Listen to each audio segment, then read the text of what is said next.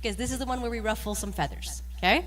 And sometimes people don't like what we're saying, but I'm from Canada, and if you don't like it, I'm going home anyway, so nobody cares, okay? So it is what it is. We're gonna get into it, and then this is not an empty offer, okay? Fight me, okay? I'm in. Let's do it. Let's go back and forth. Let's do it, okay? Fight me, okay? All right, so today we're going to talk about expectations and boundaries. My trip here is like kind of truncated, so we're trying to put together a lot. If we finish today, great. If we don't, like, no problem. There's a lot to cover. But we talk about like what you should be expecting. What you should be expecting. I walk around a lot, and I'm supposed to walk only this way, not this way. Got it. Thank you for reminding me. We talk about what you can expect in a relationship. So, rough idea of what the trajectory is supposed to look like. And then we talk about boundaries. Okay? And then we talk about expectations of each other. Okay? So girls, what you should be expecting from guys, and guys, what you should be expecting from girls. Okay? And this is kind of like we talked about yesterday for anybody who was there. We are rising to the calling. Okay? We are rising to the, thank you so much. We are rising to the design, okay, that we were called to be. You're not going to nail it the first few times, but that's the goal that we're working towards, okay? Before we get started, we always start every relationship goals talk with level setting, okay? We are going to assume that anybody who's interested in these talks is here for an adult relationship, okay? We're not playing around. We're not joking around. We're going to assume that everybody's in the right time, right place in their lives, right circumstances, all that stuff, and that everybody understands what marriage is supposed to be, okay? Marriage is not a rom-com. Marriage is not there for somebody to make you feel better about yourself. Nobody cares how you feel, okay? Marriage is a path to salvation. When you are dating, you are looking for somebody who will be yoked to you in your path to salvation. A partner on the path to salvation, okay? So we talked about it a lot yesterday, so I'm not going to go over it too much, but we just kind of level set that that's what we're talking about here, okay? All right. So where do we start? We talked about this a little bit yesterday as well, so I'm not going to get too much into it, but we talk about how the Bible doesn't have clear guidelines on what a good boyfriend or what a good girlfriend is supposed to look like, but it has very clear guidelines on the kind of person that you're supposed to be, okay? And when you are working on being that kind of person that you're supposed to be, then who you are in a relationship will flow from there. So before you start pointing fingers at, men are not menning and women are not womening, okay? Okay? You point the finger this way first, and you make sure that you're ready, okay? You make sure that you are on the path to salvation in terms of your spiritual life. You make sure that you have realistic expectations, and you make sure that you are yoked and knitted to God, okay, who is going to guide you where you need to go before we start about anything, okay? Now that we've level set, okay, let's talk about the logistics, okay? So this one, I gave a talk at a church at home where the head servant looks exactly like this guy, but with glasses, okay? And we roasted him. And he was very offended that this is like what he looked like, but I promise, this is what he looks like. With the glasses, we roasted him. Okay.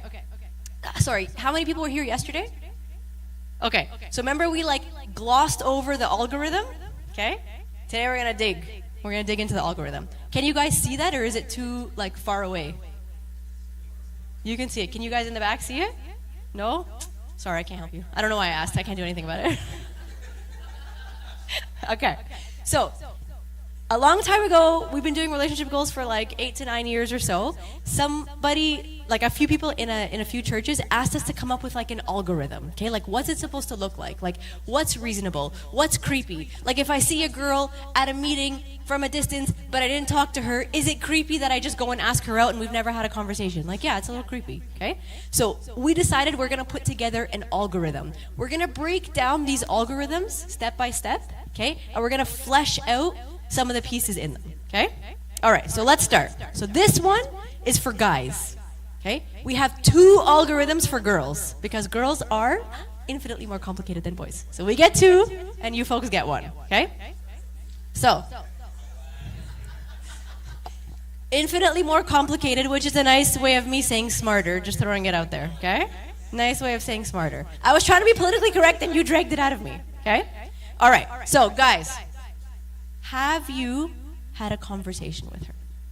Okay? If the answer is no, do it. That's it. That's the whole advice. Just do it, okay? There should be no reason why you don't. I get it, okay? Nobody wants to be vulnerable. Everybody's a little bit afraid of rejection. You guys live in this technological world where it's just so much easier to like slide into somebody's DMs than to go and have an in-person conversation with them. We're going to talk about technology, okay? For now, at the inception of this conversation, in whatever form you can, have you had a conversation with her? Because if the answer is no, it is creepy that you go and ask her out. It is, okay? Because what are you asking her out based on? Nothing. Appearance. You're a weirdo, okay? Don't be a weirdo. Go and have a conversation with her because you want to make sure that there is something that clicks. You want to make sure that there is something there. That if you do go out on a date with this person, you're not going to be 5 minutes in and want to stick a fork in your eye, okay? So go and have a conversation with her. And if when we ask, why not? Maybe I can zoom in. Can I zoom in? Can you guys see that? Is that better for the folks in the back? Yes? Okay, so I can do something about it, okay? If the answer is no, again, you got to ask yourself, are you rising to the calling? Do you understand the design of a godly husband and a godly man?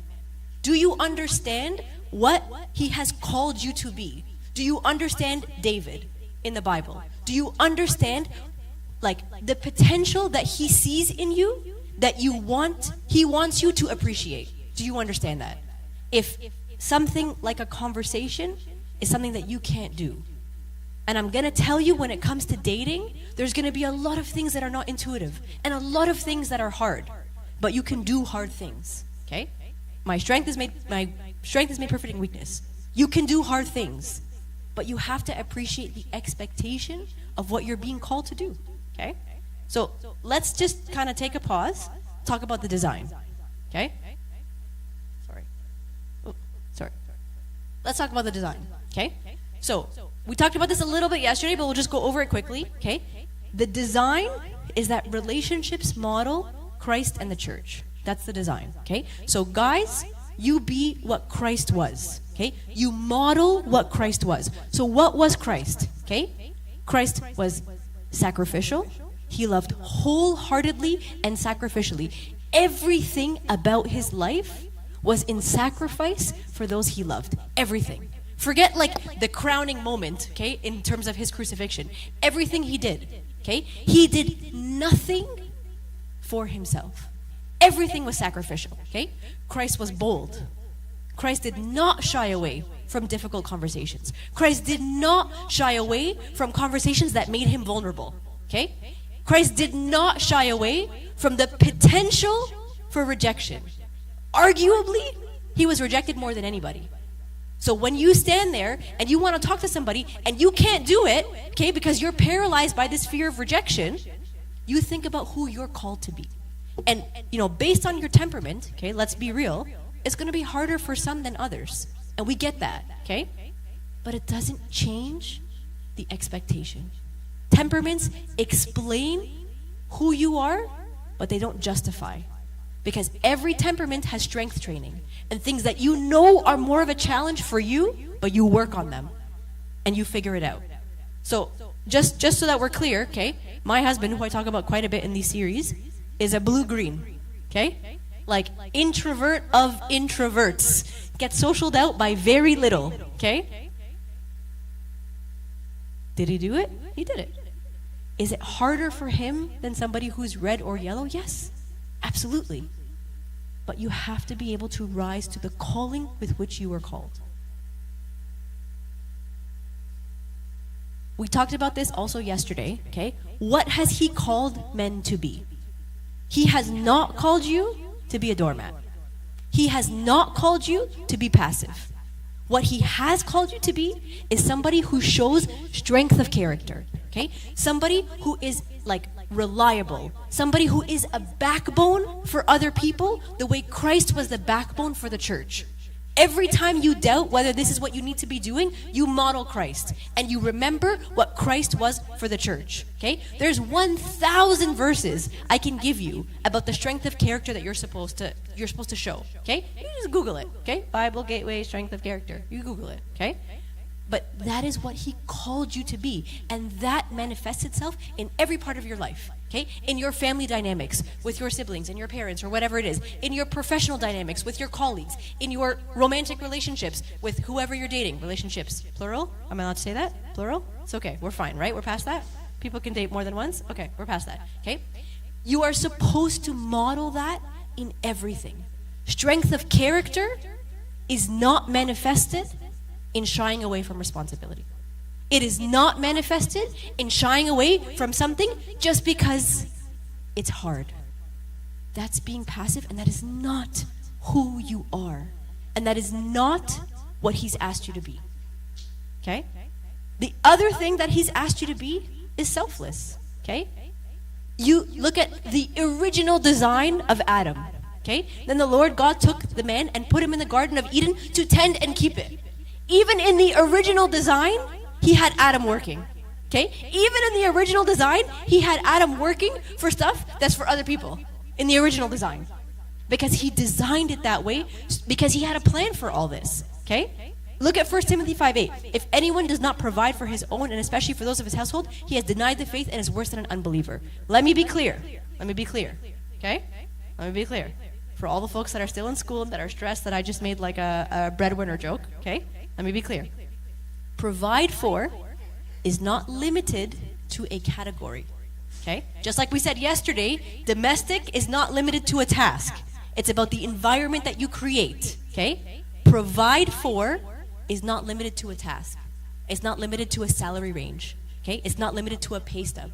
You provide for people in many, many different ways. Part of providing for somebody, men, in a relationship, is providing emotional security, providing transparency, providing communication, providing an environment where somebody feels safe to have an open, transparent conversation with you. Okay?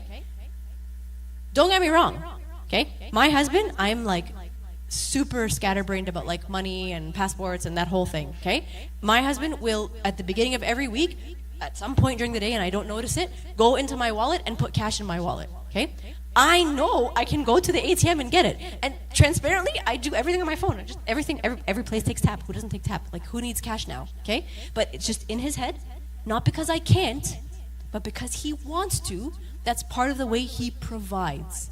But that's because that's based on who I am. So providing is not a task. It's not the responsibility for you to be the breadwinner. But it is the responsibility for you to be thoughtful and to think about what that person needs from you and what that person, like what you could do to build that environment where that person feels supported the way Christ supported the people around him. Okay? That's the design. God created men to love wholeheartedly, sacrificially, and out of that love, want to provide. Not because we need it, okay? And like I said, this is not a financial conversation, okay? This is about the environment that he creates. So when you think about what the design is supposed to be, okay, you think about Christ, who was an initiator, a model, a protector. He was compassionate. He was merciful. And, okay, back to the algorithm. He was bold, friends. He was very bold. So when we ask you, have you had a conversation with her? Okay? You channel Christ and you be bold, folks. Okay? Be bold.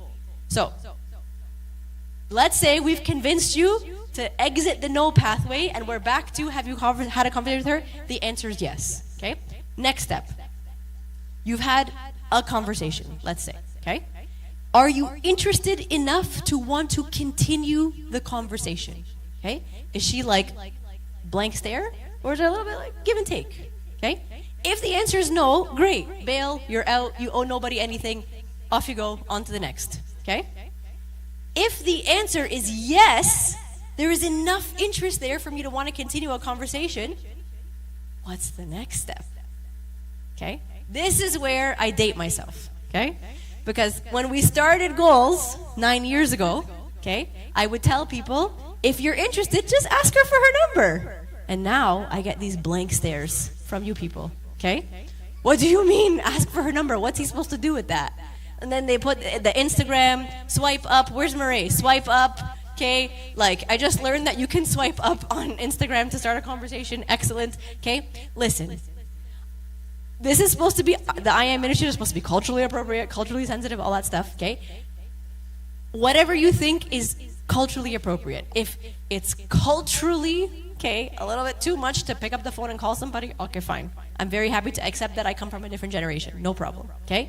Let's start with DMs. No problem, okay? But DMs should eventually translate into the exchange of a phone number. Like if you're gonna date somebody, you should probably have their phone number, right?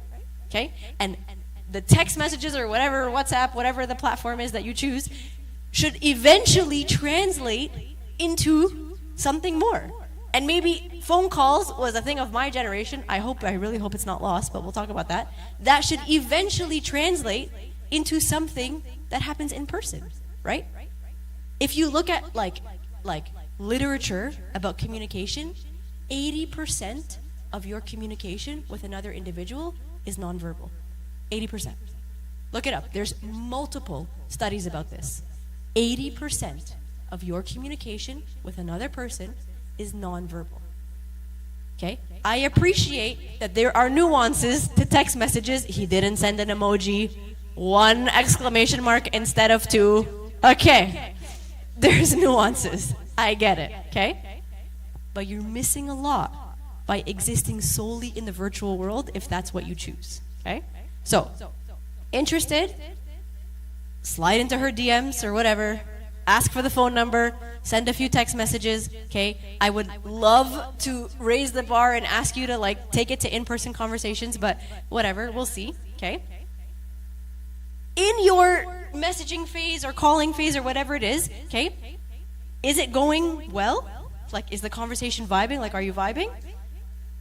If the answer is no, it could be for 2 reasons, okay? Number 1, you're not vibing it, no problem, bail, you don't owe anybody anything.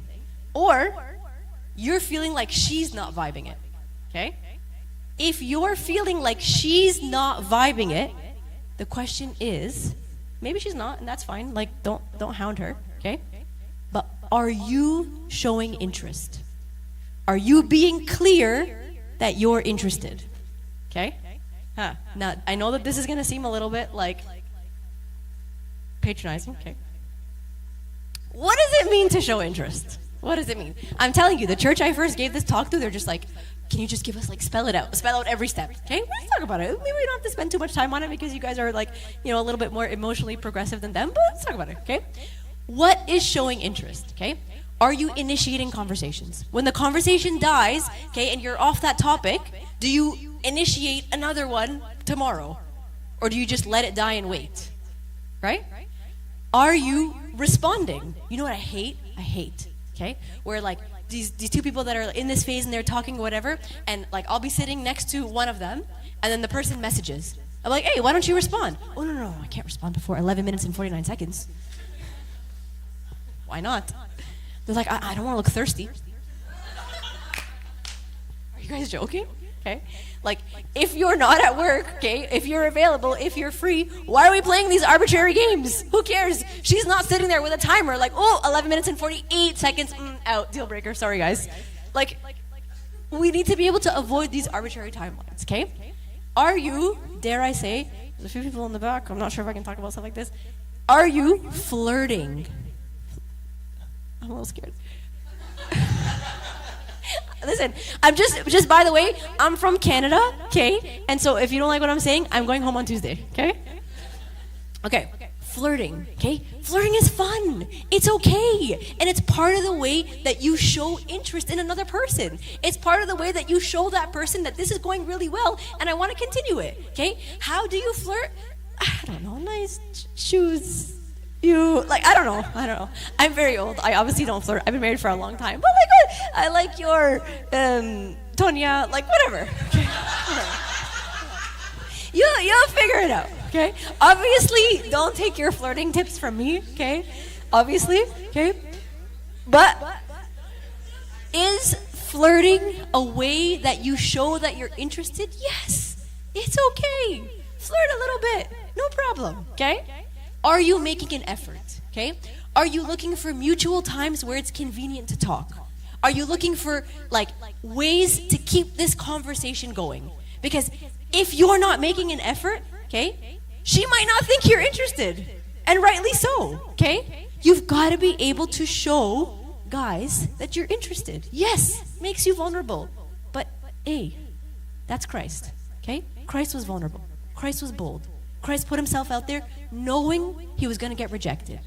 But you need to be what Christ was to the church, okay? And let me tell you, it speaks volumes. Because every girl who's ever dated a guy has had the guy that's too scared to take a step forward and just lives in the DMs for 7 years, okay? Everybody's had that. And the guy who doesn't, who rises to the calling, that guy's refreshing. That guy is what you didn't know you wanted, okay? All right, so we talked about the showing interest, okay? Let's say the conversation is going strong, okay?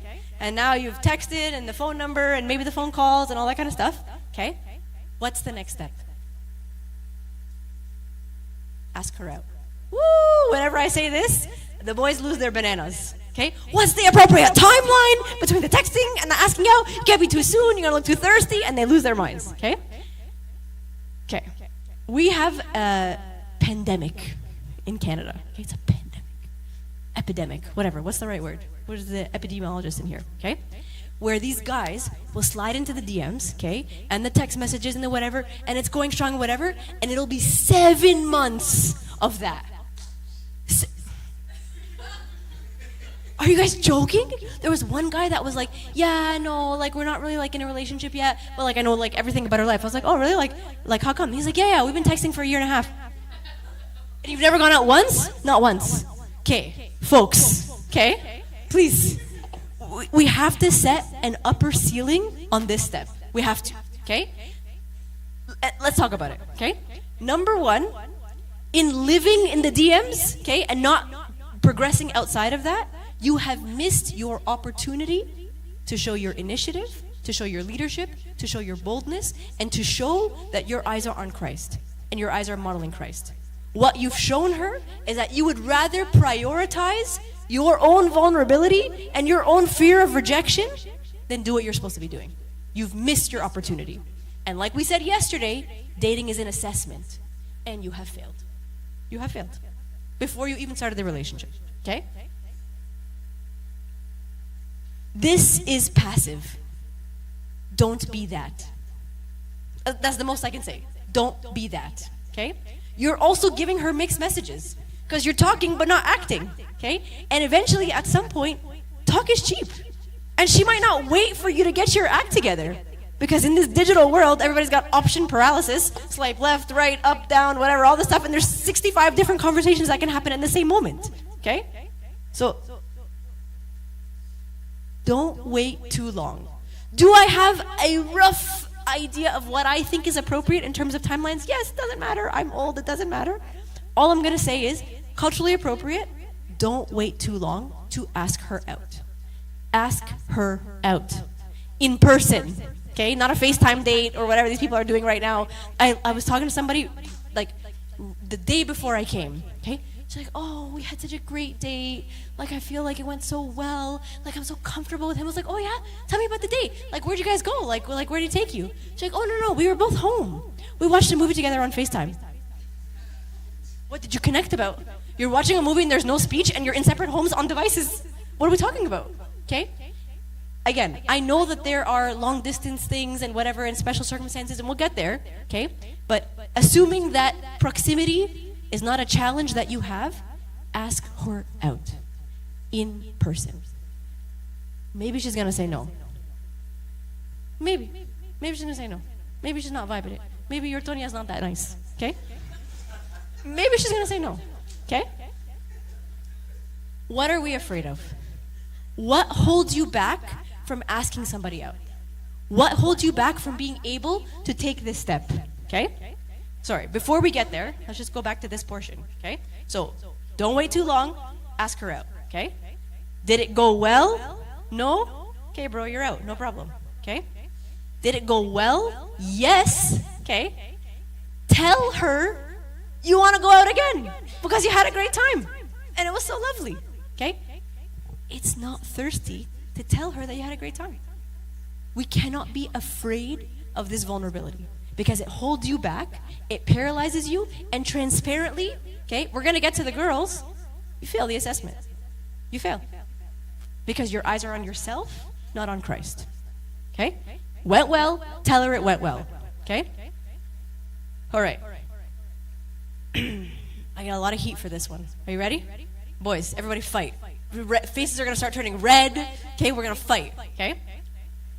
How many dates does it take before you define the relationship? Okay, what does define the relationship mean? Okay? I'm not going to give you my number yet. I think it's up on the screen, so I'm shooting myself in the foot. Okay? There is a certain number of casual dates where you're not committed to each other. You just went out for coffee. Not every person that you go out for coffee with once or twice is your boyfriend.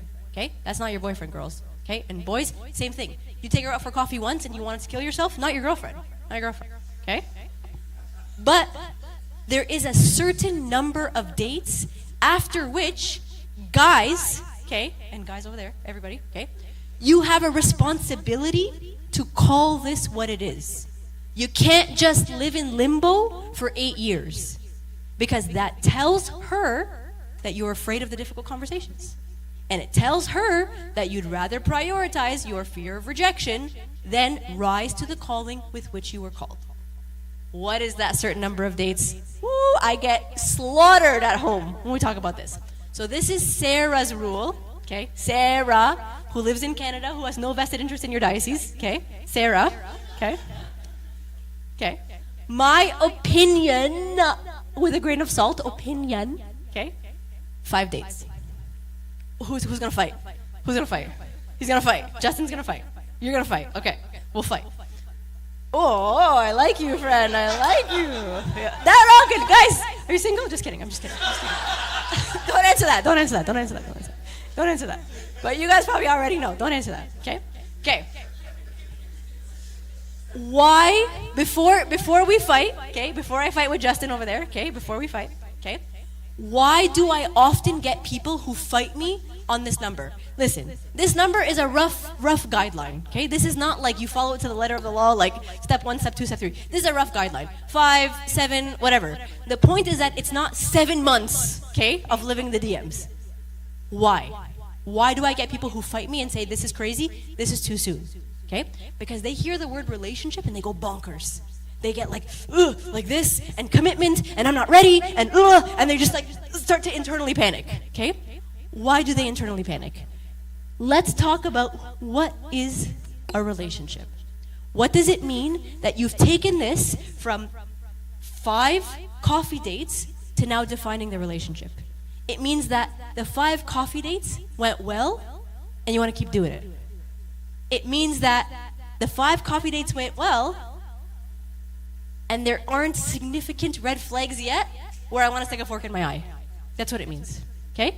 Does it mean that you're going to marry this girl? No. Does it mean that you need to go and like start saving up for a ring? No. But if you're financially savvy, like you should be in that anyways. But moving on, okay?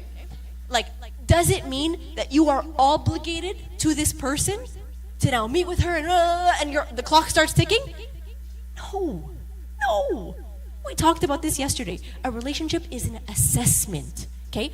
And if in your assessment, okay, that person does not pass, that is a success because it's divorce averted, okay? It's being yoked to somebody that is not yokeable, okay? Averted. It is a success. It does not mean that you're going to marry this person. It means that you want to see a little bit more and you want to understand a little bit more. That's it. What it also means, okay, boys, close the apps. Okay? You define the relationship. Stop swiping up, left, down, right, everywhere you go. Okay? Stop it. Close the apps. Stop looking. Okay? Stop surveying the market. Okay? Stop. Because if you're going to define the relationship, it means that you've had enough fun that you want to see if this is going to go somewhere. That's what it means, okay? So stop freaking out at the number, okay, 5, 7, 10, whatever it is, because you don't understand what a relationship is. A relationship, you walk in a relationship at a 50-50, okay? I also get guys, love this one, okay? I have issues with labels. No, I don't want to label it. I don't want to label anything. I don't like labels. Okay? I don't like to be put in a box. Labels. Okay? We're going to talk about this in a little bit. Okay? Because what I hear them say when they say labels, labels, labels, labels is expectations. They don't want somebody to have unreasonable expectations of them. Okay? Agreed. I agree. I also don't want her or her family or her parents to have unreasonable expectations of you. But clarifying those expectations is on you, friend. That's your job. Your job is to be Christ. Your job is to initiate. Your job is to have the difficult conversations. And part of the way you show that your eyes are on Christ is that you initiate those conversations. You initiate that clarification. You set the playing field for this is what I think is reasonable. This is like the trajectory that I have in mind. What is yours? And you level set after you define the relationship. So you're scared of labels because you're scared of unreasonable expectations? Talk about it, Habibi. Take matters into your hands. It is for you to take. And it is for you to talk about. Okay? Remember this. This is my favorite verse in relationship goals. God has not given us a spirit of fear, but of power and of love and sound mind. Don't run away from your own shadow. You're worried about unreasonable expectations? Clarify them. Then they're not unspoken and they're not unreasonable. And if you don't agree on the expectations, bail, bro. You didn't buy a ring. No problem. Okay? In no way are you committed to anything. You have the expectations conversation. She's crazy. Off you go. Okay? No big deal. What if, okay, you ask her out again and she says no? You think it went well, but what you didn't know is that she wanted to stick a fork in her eye. Okay? What happens? So what? And I know that's easy for me to say. Okay? It's easy for me to say because I'm a girl and I was asked out. Okay? It's easy for me to say because I'm red and I don't care what anybody else thinks. Okay? Because I'm red and I'm always right. Okay?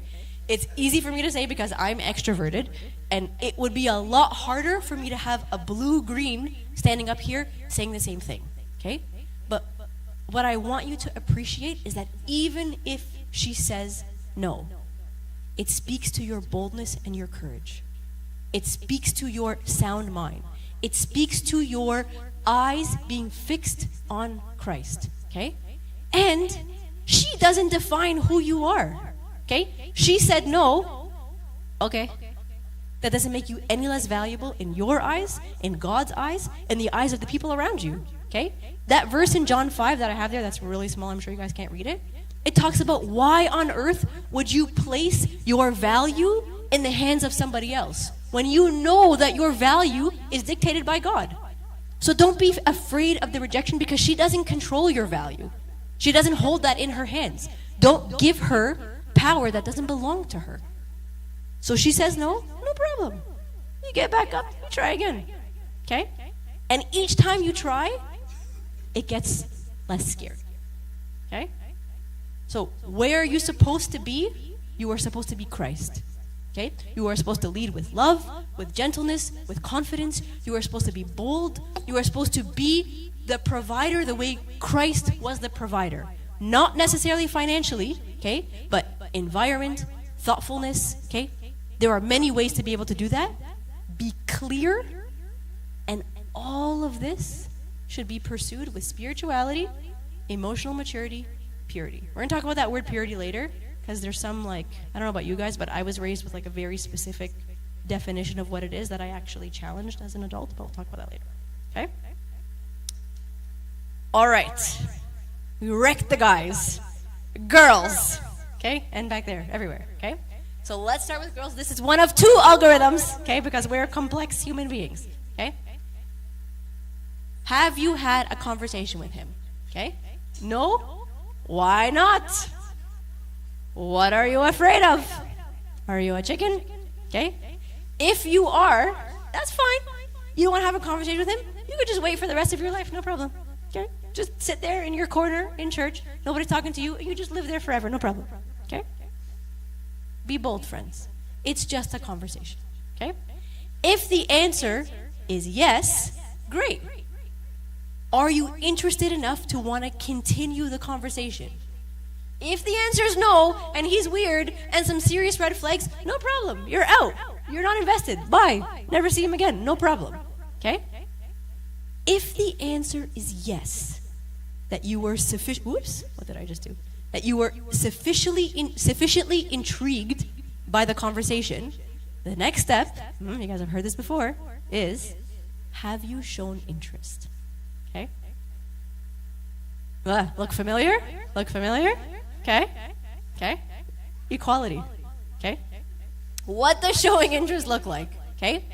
Girls, I want you to remember this term, positive reinforcement. Okay? Remember we talked about, for those who were here yesterday, we talked about how if you don't tell them, they are not going to know. They cannot read your mind.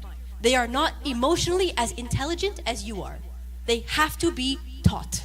They have to be. Okay? It doesn't come intuitively to them. Okay?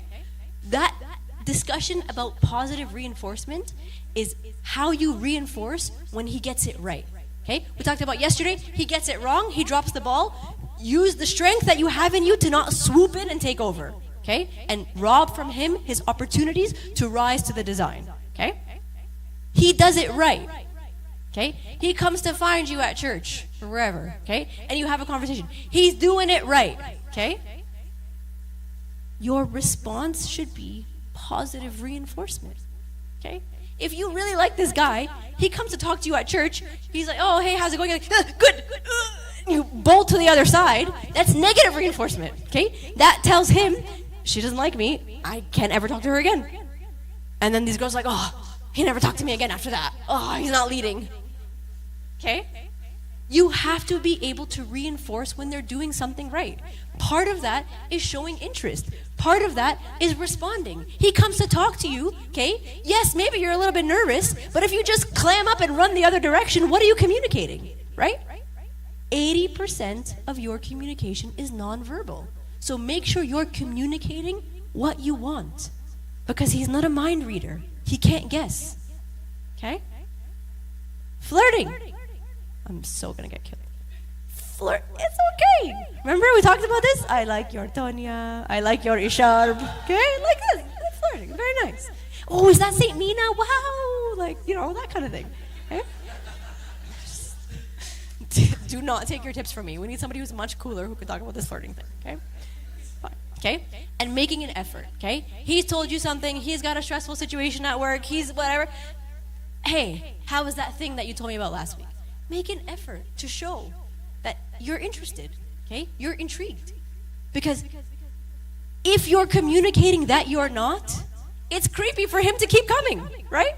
You've communicated disinterest. That makes him a stalker, okay? Don't make the guys you like into stalkers, okay? Communicate your interest. Okay, so have you shown interest? No, please don't make him into a stalker, okay? Yes, you have shown interest. You're flirting. The Tonya has Saint Mina on it, okay? We ask them to ask you out. Say yes, please, okay? The number of times I have had girls, they're like, oh, Sarah, guess what? He asked me out. I'm like, okay, what'd you say? I said, I have to check my schedule. Why? I don't want to look thirsty. Please. We don't want to play these games, okay? We're all adults. We're all mature human beings. Do not communicate something to him that you don't mean, okay? If you are happy that he asked you out on a date, say yes when he asks you. Don't pretend like your social calendar is too busy, okay? We all know that you're going to be home watching the clock waiting for 11 minutes and 48 seconds, okay? Say yes, okay? Did the date go well? No? Okay, bye. See ya. Never again. No problem. You're not under any obligation, okay? Did the date go well? Yes? Tell him you had a great time. Sound familiar? Huh? Sound familiar? Tell him you had a great time. There is nothing wrong with positive reinforcement. And girls, we're going to talk about this a little bit later as well, okay? Are like design, okay? Proverbs 31, strength and honor, okay? It takes strength to be able to communicate transparently. And that is what we are good at. Okay? You had a great time? Tell him, had a great time. You're not thirsty. I would argue that you're not even vulnerable at that point. Okay? All right. 5 good dates, 5 asterisk. Justin, we're going to fight later. Okay? 5 asterisk. Okay? You had a good date. You expect him to define the relationship. 5 asterisk. Okay? Girls. So guys, we talked about this. Okay? Don't let go of the opportunity to show who you are and who you are trying to be and what your focus is. Girls, don't settle. Okay? Like I said, 5 plus or minus, okay? But we talk about, in Proverbs 31, being clothed with strength and honor, okay? A reflection is that strength, is that it takes strength to be clear. It takes honor to stand your ground about what you will or will not expect, okay? What you will, or will not accept.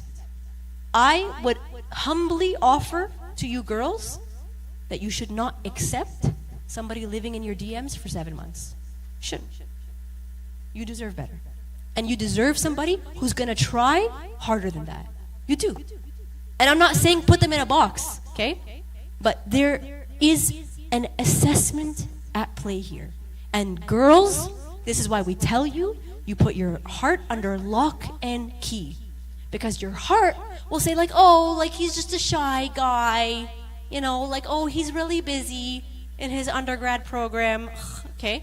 And you'll start making excuses for them. Okay? Do you know why I do that? You know why I do that? Because when I started dating my husband, he was at his peak of busyness. Like, his life was never more hectic than it was.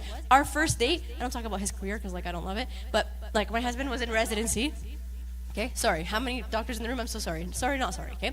Like he was, our first date, he was post-call. I don't know what your like medical residency setup is here, but like back in the day, we've now since like implemented human rights for medical residents. They used to work 36-hour shifts straight. So he'd be on from like Friday at 7 a.m. and like Saturday morning, okay, or Saturday like lunchtime, okay, he's coming off shift.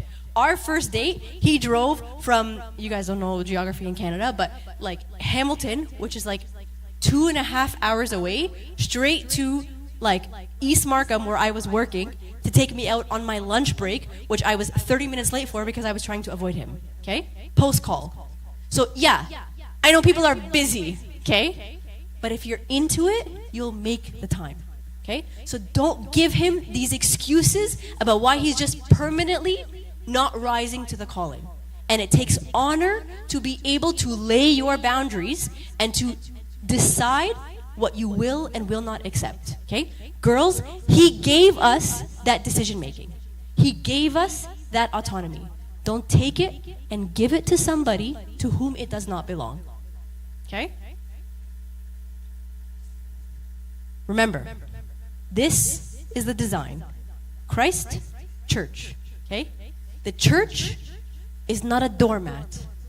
The church does not allow itself to just be disrespected and walked all over, okay? I do not, let me tell you something, okay? This is a sore spot. Maybe I shouldn't bring this up. This is a sore spot? Okay, well, that's fine. I'm going to shoot myself in the foot. No problem, okay? The church is a place of reverence. The church is a place of honor, okay? When our high school girls or our little girls or whatever come into the church and they're not dressed appropriately, okay? What do we tell them? There's nothing inherently wrong with your shoulder. There's nothing inherently wrong with your kneecap, okay? There's nothing inherently shameful about that. But the difference between inside the church and outside the church is reverence and is respect and is honor. And the church accepts you, whoever you are, okay? But the church also demands reverence and respect and honor. And that is who we are. We are called to be the church, okay? We are called to be like the words of Christ, the communicators of Christ, the people that empower the teachings of Christ. We are called to be the refuge. And you have to be able to determine what is acceptable in the church and what is not acceptable in the church. Don't give that decision-making to somebody to whom it does not belong. Okay? Again, talked about this yesterday. Our strength, okay, our design, girls, is that we are excellent communicators, okay? We know exactly what we're doing with our words. We know if this person is walking away from the conversation with us and they're gonna be tormented over the words that we just said because we designed them to her, okay? Or if that person is gonna walk away like, I feel restored. Make sure that you are using that superpower for good and not for evil. Make sure you are using that superpower the way the church is meant to use that superpower, okay? How many of us know somebody that was hurt by the church, okay? And we say, oh, what a tragedy. That's not the way it's supposed to be. That's not the design. We gotta fix things. That is you. That is you. You are the church, and you are not designed to destroy somebody. You are designed to restore them, okay? Be the church, okay? I want to talk about this piece about emotional safety, okay? I love this verse in Proverbs 31. By the way, we're talking about marriage in Proverbs 31, not dating, okay? So she will not plant a vineyard for you, everybody, okay? Marriage, maybe after marriage she will plant you a vineyard, okay? Who can find a virtuous wife, for her worth is far above rubies? The heart of her husband safely trusts her. I love this with my whole heart. I love it. You want to know why? Because what is the church? The church is a refuge. The church is a safe haven, okay? The church is come as you are, okay? The church is like, we got you. We got your back. You're going through a tough time. We will walk that with you. You're celebrating. We will celebrate with you. Safe haven. You've screwed up. You've made a mistake. Come. We love you anyway.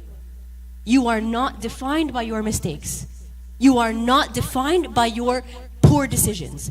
That is the church, okay? That is what we are in our homes. In our homes. If my children have to ask me, Mommy, do you love me even though I'm in trouble? I'm not doing a good job of being the refuge. Okay?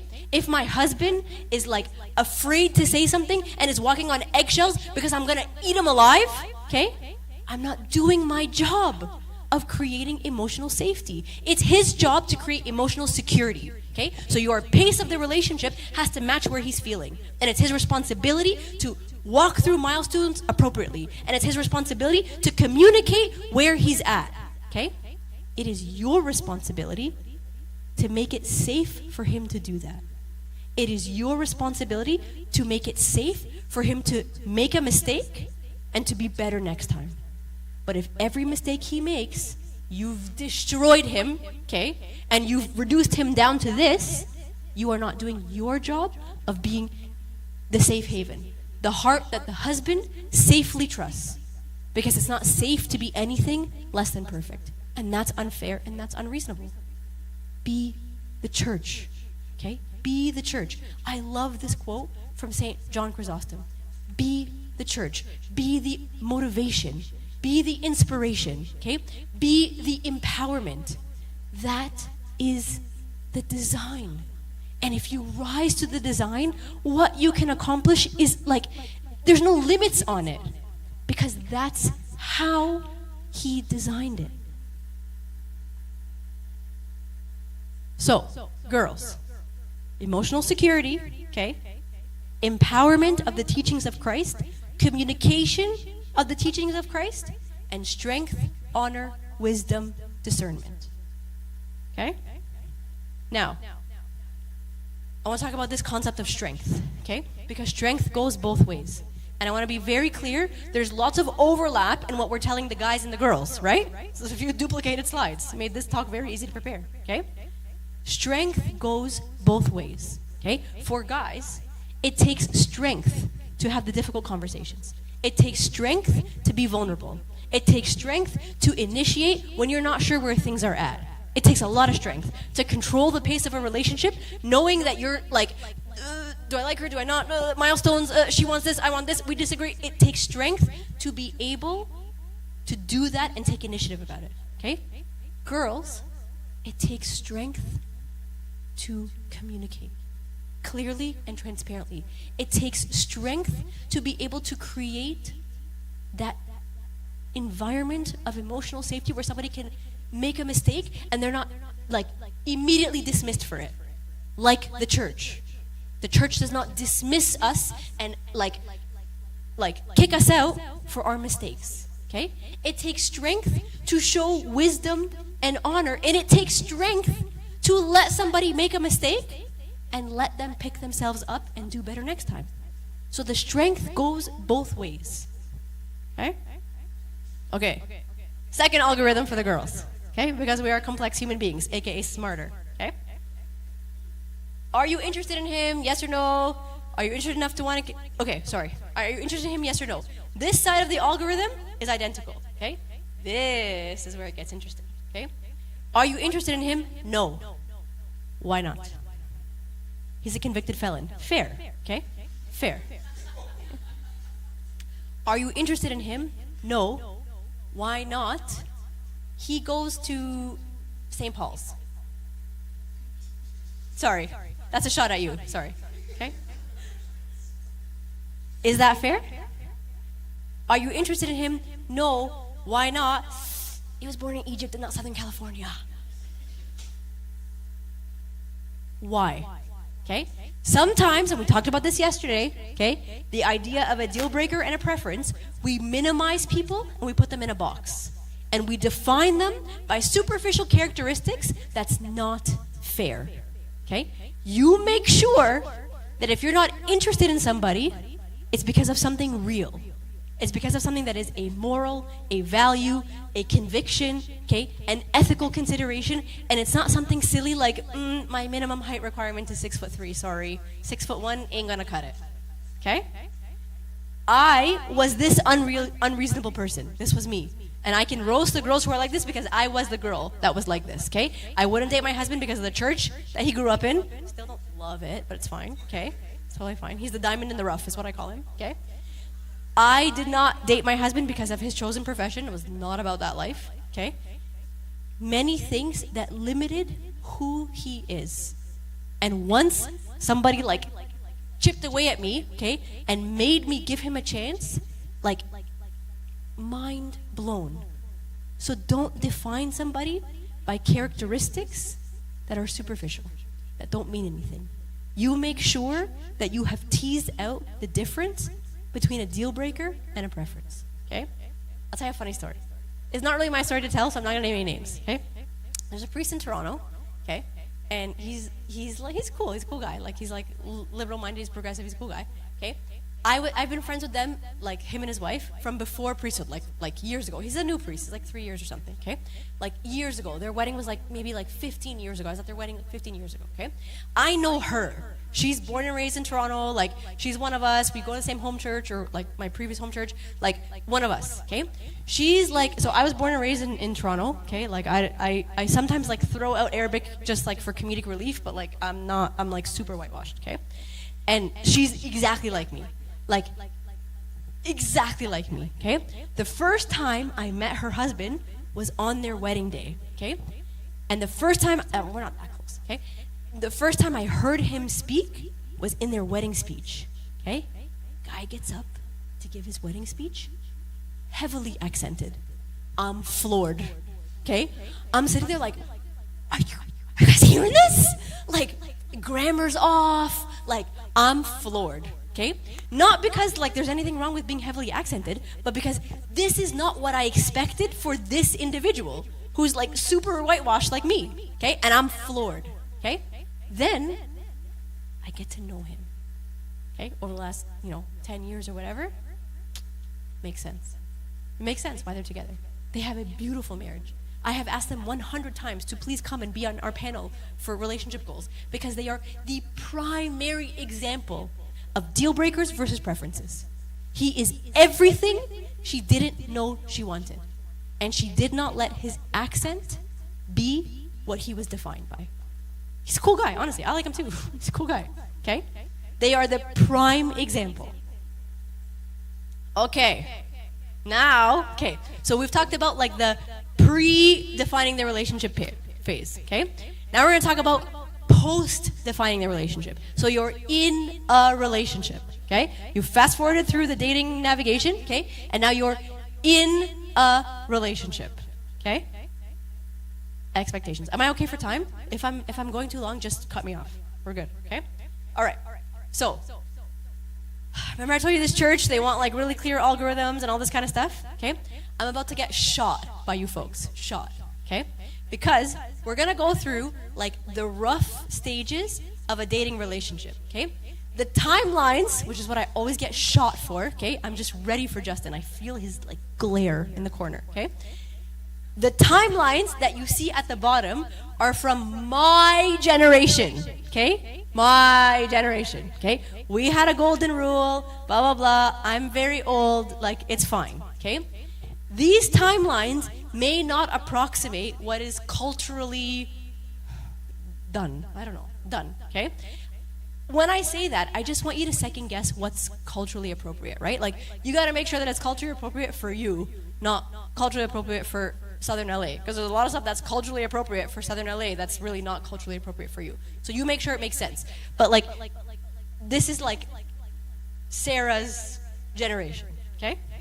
So these are like the rough stages of a relationship, and there's some literature, not very robust, but some literature around like the psychological trajectory of a relationship as you pass through like the different stages of like commitment and questioning and all that kind of stuff, okay?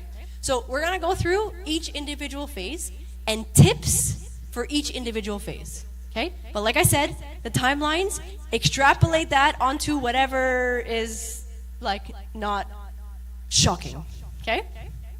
Okay, so let's talk about the first stage, okay? So the first stage is now the guy has DTR'd, sorry, DTR means define the relationship, okay?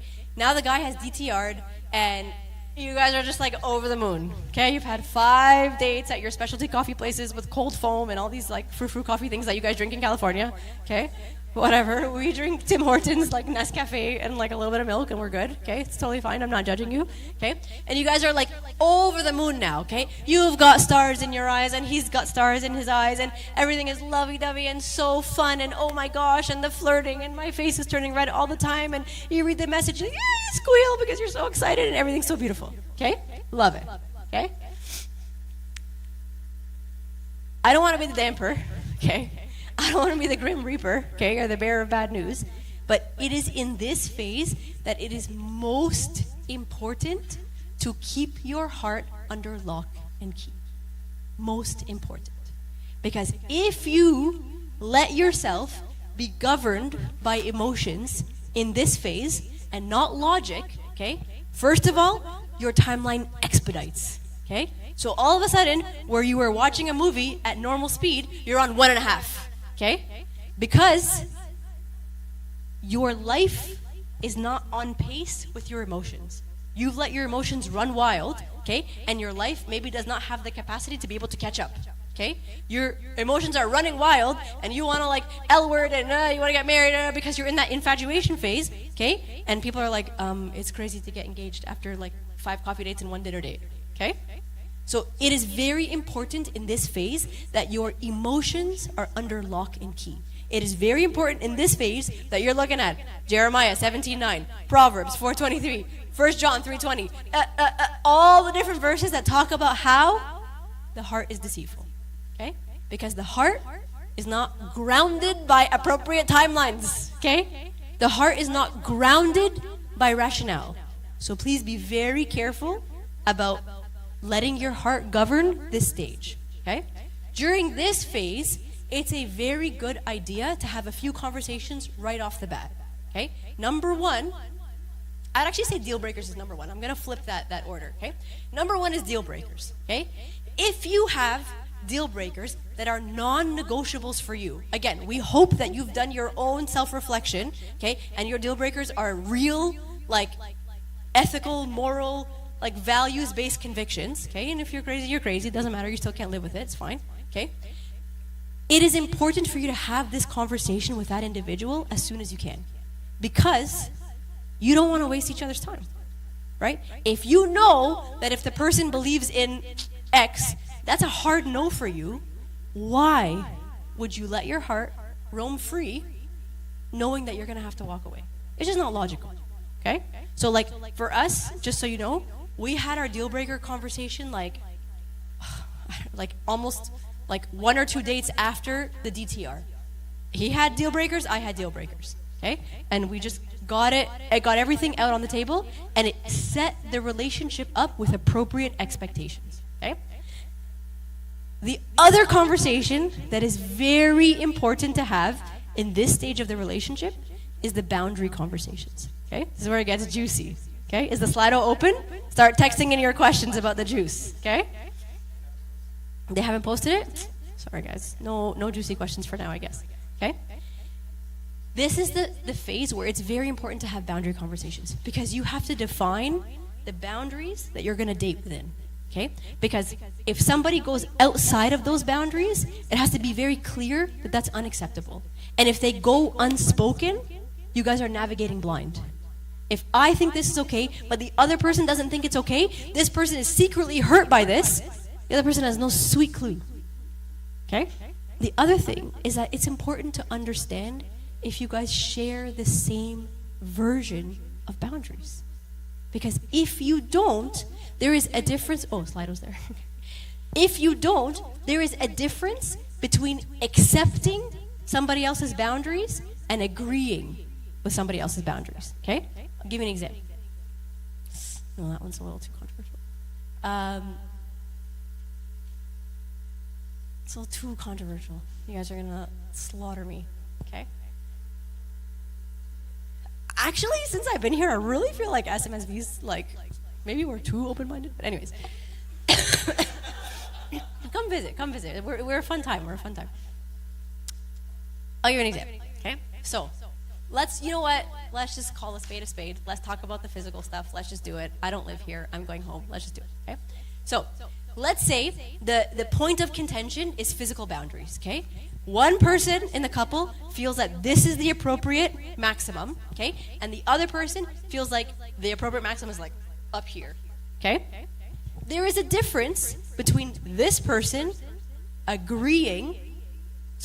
accepting the lower threshold. The reason there's a difference is because if they just accept, it is much more of a struggle to adhere to those physical boundaries because they don't agree.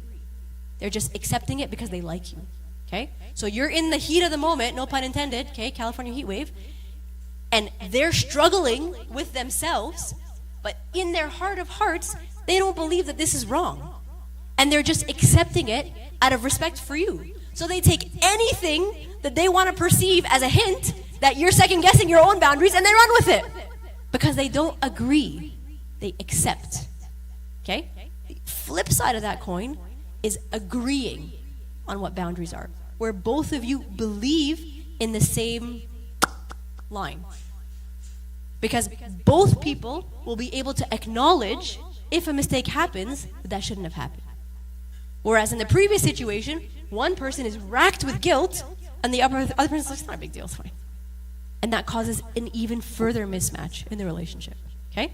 So there's a really big difference between agreeing and accepting. Now, I am going to say, okay, when my husband and I had a bunch of like boundary, deal breaker conversations or whatever, there were a lot of things that like he was on the fence about, I was on the fence about, okay? And in that very productive conversation, we came to mutual agreement, right? Like we debated back and forth about a few things and we came to mutual agreement. Excellent, okay? But you have to define the difference between agreement and acceptance. Make sense? Yeah? Okay, fight me, but fight me after, I guess, because I think I'm running out of time. Okay, so that's physical boundaries, okay? Emotional boundaries, this is as important, okay? You guys have to be on the same page about how this is gonna go, okay? Guys, if you feel like date number 8 is a little bit too early to be dropping the L word, okay? She has to know that. Because maybe she drops the L word and you're like, thank you. And she's like, what just happened? We're breaking up. And she spirals and she has no idea what's going on. But at the inception of the relationship, if you set the playing field, and this is a difficult conversation, okay? But like we said, you can do difficult things, okay? If at the beginning of the relationship, you set the playing field, everybody's operating under the same expectations. Everybody's operating knowing what is reasonable to expect. So, for example, okay? My husband and I come from a different generation, okay? Different culture, I get it, okay? When we were dating, yeah, it's really hot in here, isn't it? Yeah, people look like they're roasting, okay?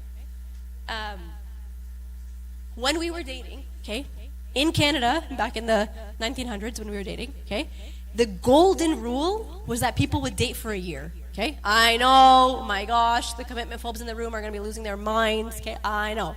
But that was like the golden rule, okay? And after a year, you may not know every single thing about this person, but you know enough to know what kind of person they are, okay? At the beginning of our relationship, we had to talk about it. Like, do you believe in the golden rule or do you not? Is this reasonable or is it not? At 1 year, okay, either you're feeling it and you're going to start like L-wording and ring shopping and whatever, or at a year, if you're still not sure, you're going to get out. Because if you don't know by that point, you're out the door, okay? We had to have this conversation. We agreed early on in this conversation that we're not going to drop the L word until we're ready to like commit. Because the L word is a loaded word and it carries with it expectations, it carries with it milestones, it carries with it like a sense of responsibility that your relationship has to be able to match before you drop it. So we agreed that when he L words, that's my cue, okay, that he doesn't want out of the relationship, he actually wants to commit. And he's going ring shopping. That's my cue, okay? I'm not saying that that's the way for everybody. You L-word, whatever. I mean, I have opinions about it, but they're just opinions, okay? Whatever. What I'm saying is the importance is having that conversation. Clarifying the playing field that you're operating in, okay? What is the pace of the relationship that is appropriate to you? If this guy wants to take you out and meet all his friends, date number 1, and you're like, that's like a 7-month milestone, okay? If you don't talk about that, there's going to be a mismatch in expectations. Or vice versa, okay, this is the most common example. She thinks that meeting her friends, date 1, is appropriate, and he thinks that's a 7-month milestone. So they're now on date 5, 6, 7, 8, 9, and he hasn't brought her out to meet her friends. In her mind, she's like, you know what? He's gonna break up with me. This guy's not serious. I'll just get out before he breaks up with me. But he's in. He's feeling it. But he has a different expectation about when that milestone is appropriate. These things have to be clarified at the beginning of the relationship to prevent unnecessary confusion, unnecessary frustration, and to make sure that your expectations are appropriate, to make sure your expectations are matched. And guys, this is part of controlling the pace of the relationship. This is part of it. Okay? If you know that you're not going to be ready to get serious before, like, whatever, X number of months, years, whatever is appropriate for you, okay? And all of a sudden, it's like 2 weeks in, and you're dropping the L-bomb, okay? You haven't controlled the pace of the relationship.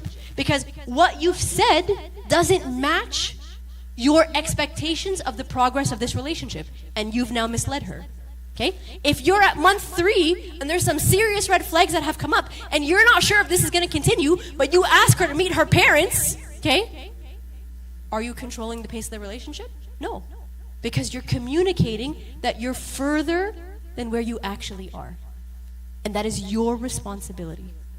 So these things have to be communicated as early as you can to prevent unnecessary misunderstandings, frustration, and a lot of confusion. Okay? The other thing that should be clarified, I think, in my opinion, okay, is relational boundaries, okay? So how much time together is too much? How much is too little, okay? If her expectation, because you're her first boyfriend and she's only watched Disney movies growing up and blah, blah, blah, is that you see her 7 days a week, okay? And you're like, but like we gotta work, okay? And your expectation is 2 days a week, she's gonna read that as, he's not interested in me. He only wants to see me 2 of 7. What percentage is that even, okay? And your expectation is, this is going great. Everything's great. And then she blindsides you with a breakup. And you have no idea what just happened. But this could have been prevented if you guys defined the relational boundaries. How much is too much? Too little? Communication. A big one around relational boundaries is public. Okay? How does each person in this relationship feel about other people knowing? Depending on your upbringing, depending on where you are, some people are like, or like going public will be like, the ring picture, like, guess what, engaged, she said yes, okay? Other people are just like, no, we're good, we have nothing to hide. Not saying that one is right or wrong, but you have to be able to talk about it so that you guys are in the same place and to prevent unnecessary frustration, okay? So, we talked about the design, okay? And that the design for guys is that you are rising to the calling. You are modeling Christ in your relationships, okay? What does that actually look like, practically, right? It's very nice for this random person from Canada to come in here and tell you to be leaders and strength of character and all that stuff, but what does that actually look like in a relationship, okay? Emotional examples, we talked about controlling the pace of the relationship. Don't let your words mislead her about how far along you are, okay? If you're not ready to commit, don't start your sentences with, when we get married. Because when you say, when we get married, to her, it's a when, not an if. And you're sitting there and she's failing her assessment. Okay? Make sure that you are communicating and controlling the pace of the relationship. Okay? Emotional security is another way that guys rise to the calling. If you are 3 months in and you're still like, we'll see, okay? She shouldn't feel like a ring is around the corner. She shouldn't feel that way. You should have been able to communicate transparently enough where you are. And conversely, okay, if you're 8 months in, 9 months in, 2 years in, 3 years, what's the appropriate timeline? I don't know, we'll talk about this later, okay? And you're out ring shopping, okay? She shouldn't be at home sitting on the fence of like, he's gonna break up with me, he's not gonna break up with me, he's gonna break up with me, he's not gonna break up with me. Because if you have done that, then you haven't provided that emotional security. You haven't communicated well enough. Okay? Have you ever seen this movie? So, this is just a sidebar. I know this is probably not a safe space because this is California and you guys have Disney and you're all Disney crazy or whatever. My kids don't usually watch Disney movies, like as like a general rule. Especially like I talked about this with somebody earlier. Little Mermaid, that one really I don't love that one, okay? This like scantily clad girl has like one God-given talent and she like sells her soul and disobeys her father for a guy she's never spoken to, like back to the algorithm, okay? You have to talk to him first, okay? Please. So like, we don't love Disney movies, but my eldest daughter, like Millie's like it's God's joke on me. She's like a sparkly unicorn and I'm like really not that, okay? And so she's only ever watched 2 Disney movies in her life. Moana, no love story. See what I did there? And Mulan. Be a man. No, just kidding. I don't want to be a man. I don't want to be a man. I don't want to be a man. We don't have any gender confusion. We're good. We're good. Okay? Okay. Spiritual examples of how a guy is able to rise to the calling with which he was called. Okay? Protecting her purity and his own, okay? Can I just take a quick sidebar on this one? Because this one hurts me, okay? How many people in this room have had an old school Sunday school servant who gave you the purity example of 2 pieces of paper that get glued together?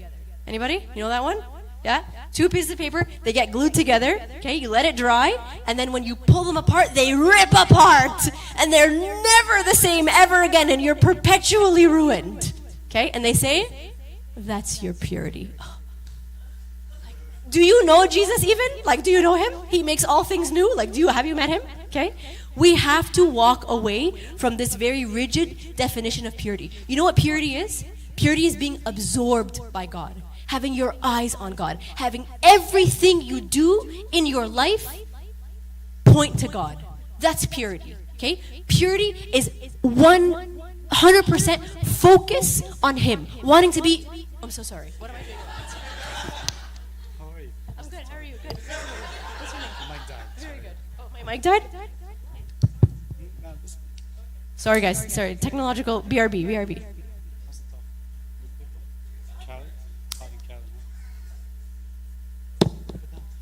Thank you. Sorry. Okay? I was getting on my soapbox about purity. I'm going to get right off it. Okay? But it hurts me when there's this, like... not, like, sound ideology that purity is like a one-time deal. Okay? Oh, you ruined it. That's it. You can never get it back. You can never be pure again. Okay? That's not fair. Okay?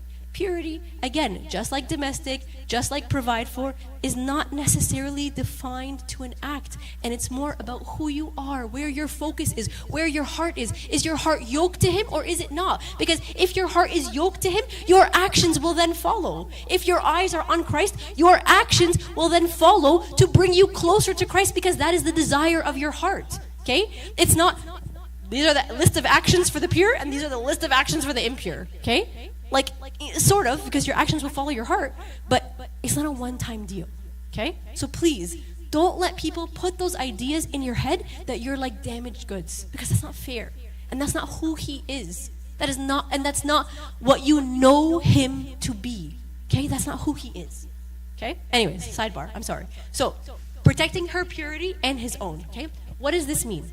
What you talk about can drive you closer to him or further away from him. Okay? What you do and where you do it, okay, can drive you closer to him or further away.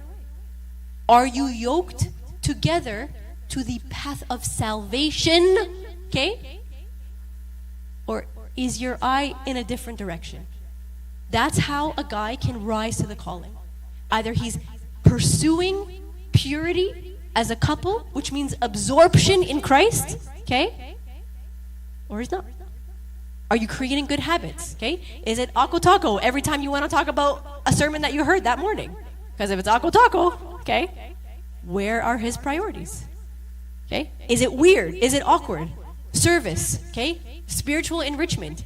Is that foreign to your relationship? Can't talk about it because it gets like dead silent. You hear crickets in the background? Or is this a normal part of what you guys talk about because this is what you prioritize? Okay? And does he pray through it? The ambiguity and the frustrations of relationships. I'll tell you a really funny story, sidebar, okay?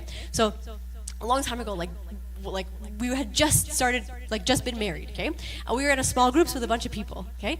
This is like 10 years ago or something, okay? And there was this one guy in the small groups, okay, you're gonna judge me and it's totally fine, okay? So at the end of the small groups, we'd like read the Bible, whatever is great, talk about it, very edifying, whatever. And then like we would take turns praying out loud, okay? And this guy, every single small groups for a year, okay? He's like, please God, help me navigate this. Life is so confusing and I don't know where we're going. And we're just like, who is he dating? He's dating somebody, okay? And then like, you know, like 6 months later, you're like, please God, speak through me. Give me words of wisdom to navigate conflicts. We're like, oh, they had a big fight last night. They had a big fight. Okay? And he's not saying anything because we're back in a day where like you don't tell people that you're dating and you just announce on Facebook with your like ring picture, okay? But he's not saying anything. And then like 6 months later, he's like, please God, we pray for prosperity and financial security. And we're like, oh, he's buying a ring. He's buying a ring. Okay? We watch this guy's prayers so bad. Don't criticize anybody's prayers and don't critique them, please, okay? But we watch this guy go through the stage of his relationship, okay, in his prayers. As much as we roast him to the death for it right now, okay, it's a beautiful thing. Because he prayed through every single step. Everything that needed to be navigated, he brought it to the feet of Christ. It's a beautiful thing, as much as we roast him for it. Now, girls, okay? We are meant to empower. We are meant to inspire, okay? We are meant to show people the path to Christ, okay? That is who we are. How do we do this practically? What does that look like? Okay, we've beat this roles thing to death, okay? How do we do that practically, okay? Number one, communicate, okay? Please don't make him guess. Like we said in the beginning of the talk, don't turn him into a stalker, please, okay? This is also where the temperaments come into play, right? For your blues and your greens, communication is more of a struggle than for your reds and your yellows, okay? They're much more introverted. They internally process before they say anything, okay? Appreciate who you are and the level of difficulty, but that doesn't change the bar, okay? We talked about emotional safety, okay? I'm not going to beat that one to death, okay? Spiritual examples. Don't make it harder for him to prioritize the collective purity of the relationship, okay? Don't try and take his focus off of Christ. Girls, you know what you're doing, okay? You know what you're doing, okay? You try on that top and it's not appropriate for church, but you're going to wear it on the date. You know what you're doing, okay? And don't get me wrong. People are flattered. when they're able to elicit a response, okay? But don't make it harder for him to keep his eyes on Christ. And don't take your eyes off of Christ, okay? Empower the good habits. Use your words to build up the strength and the purity of the relationship rather than make him question it, okay? And like we said yesterday, even when he drops the ball, it takes strength to let him pick it back up. And if he doesn't, over and over and over again, it's an assessment. No problem. You have more insight into who he is and where his eyes are. But give him a chance. Okay? We talked about this already. Strength goes both ways. All right. That's all the first phase of the relationship. No pressure, right? Okay. The second phase of a relationship, again, timelines plus or minus. Okay? Usually people go through like a first like really big struggle. Okay? I'll tell you. You want me to tell you what mine was? It's really fun. No, it wasn't fun at all. Okay? Ours was like right actually around the 4-month mark. Like you can't script this stuff. Okay? So my husband is an identical twin. His brother got very sick. Okay? And you guys don't know my husband. One day, hopefully, God willing, you'll meet him when I bring the girls here. But him and his brother have like separation anxiety. Okay? So they're like identical twins, same profession. We've always lived like within a block of each other. We're like a very close-knit group. Like I have 3 kids, he has 3 kids, my brother-in-law, and they call each other like half siblings. They don't call each other cousins because technically they only differ in maternal DNA, whatever. It's a little creepy, but like we're a very like close-knit group. Okay? Close-knit group. Okay? So my husband, when his brother got really sick, like it became all consuming for him, okay? Rightly so. And we had only been dating for like 3 months, okay? And all of a sudden, I went from being a priority to being not a priority at all. Rightly so, okay? It was a tough time, okay? But it was a very good test of our ability to communicate. And it was the first time that we genuinely saw what the other person looked like in times of stress and in conflict, and when each side needs to be able to openly and transparently communicate their needs, okay? So I went to school downtown Toronto, okay? And my husband was doing residency in Hamilton, which is like 2 hours away, okay? And so like I wasn't like maybe like a model student, like, you know, it's okay. I'm a grown up now and they can't take my transcripts back, okay? And so we would often like skip class and go visit our friends at another university, okay? So that day we had decided we're gonna skip the whole day and we're gonna drive out to Hamilton to visit our friends who go to Mac, okay? And so my husband's doing residency on the same campus. So he's like, hey, don't take your car, okay? Hitch a ride with somebody and then I will come, I'll pick you up, we'll go out and then I'll drive you home. Okay, great, sounds great. I'm dating for 4 months, he's a reliable guy, no problem, okay? So I get to Hamilton and hanging out with the friends, whatever, he finishes around 5 o'clock, whatever. I'm expecting him to text me when it's done. 5 o'clock, no text, bizarre. 6 o'clock, no text, bizarre. 7 o'clock, my friends are getting in the car and they're leaving. They're like, you sure you're okay? I'm like, yeah, I'm good, no, don't worry, Rami's coming, don't worry, we're good, we're good. Bizarre. 8 o'clock, what's happening? So then I call him. I'm like, hey, where are you? He's like, oh, I'm sorry. Tamer felt like, you know, he was a little bit down, so I just went home. Bro, I'm stranded in Hamilton. What do you, I have no car. My parents don't know I'm here. Sorry. Okay? I'm stressed. Don't come to the parents' talk tomorrow. I'm stressed. Okay? First, really big conflict. Because in my mind, you just abandoned me. Okay? In his mind, Tamer needed me. And you're self-sufficient and he's going through something. Both sides, very reasonable. Very reasonable. Okay?